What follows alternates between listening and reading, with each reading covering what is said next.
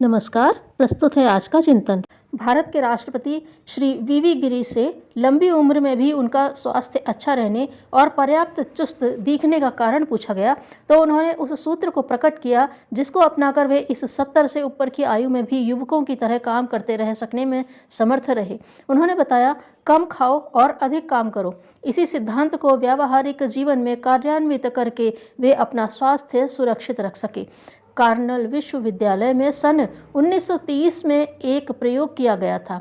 कुछ चूहों को खाने की मनमौजी छूट दी गई, कुछ को इतना खिलाया गया कि वे जीवित रह सके। प्रयोगकर्ता ने घोषित किया कि अधिक खाने वालों की तुलना में कम खाने वाले चूहे दूने दिन जिए। शिकागो में भी आहार की कमी और वेशी के संबंध में भी चूहों पर प्रयोग चले। अपने प्रयोग के आधे चूहों को हर दिन बिना नागा भोजन दिया और आधे चूहों को एक दिन भोजन एक दिन उपवास के क्रम में भोजन दिया गया। निष्कर्ष यह निकला कि उपवास करने वाले चूहे 20% अधिक समय तक जिए। इस परिणाम से उपरोक्त दोनों प्रयोगकर्ता इतने प्रभावित हुए और उत्साहित हुए कि उन्होंने स्वयं भी एक दिन उपवास एक दिन भोजन का क्रम अपना लिया। आहार में सात्विकता का यदि समुचित ध्यान रखा जाए, उसमें तामसिकता की मात्रा न बढ़ने दी जाए तो उन रोगों से सहज ही बचाव हो सकता है जिनकी चिकित्सा में बहुत धन खर्च करना पड़ता है और बहुत कष्ट सहन करना पड़ता है।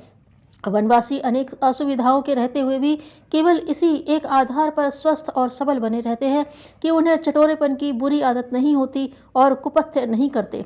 जीभ पर काबू रखना रोगों के आक्रमण से सुरक्षित रहने का सबसे अच्छा और सबसे सस्ता तरीका है। अमेरिका स्वास्थ्य विभाग ने जनता में बढ़ते हुए हृदय रोगों का प्रधान कारण कुपथ्य घोषित किया है। शराब, सिगरेट, चाय, कॉफ़ी की भरमार से रक्त में जो अतिरिक्त उत्तेजना उत्पन्न होती है, उससे मस्तिष्क पर बुरा असर पड़ता है और अनिद्रा का रोग लग जाता है। चिंता और उद्वेग की परिस्थितियां विलासी और स्वार्थरत जीवन क्रम ने पैदा की हैं। उससे रक्तचाप बढ़ा है, एक दूसरे के प्रति मैत्री और वफादारी शिथिल पड़ गई है।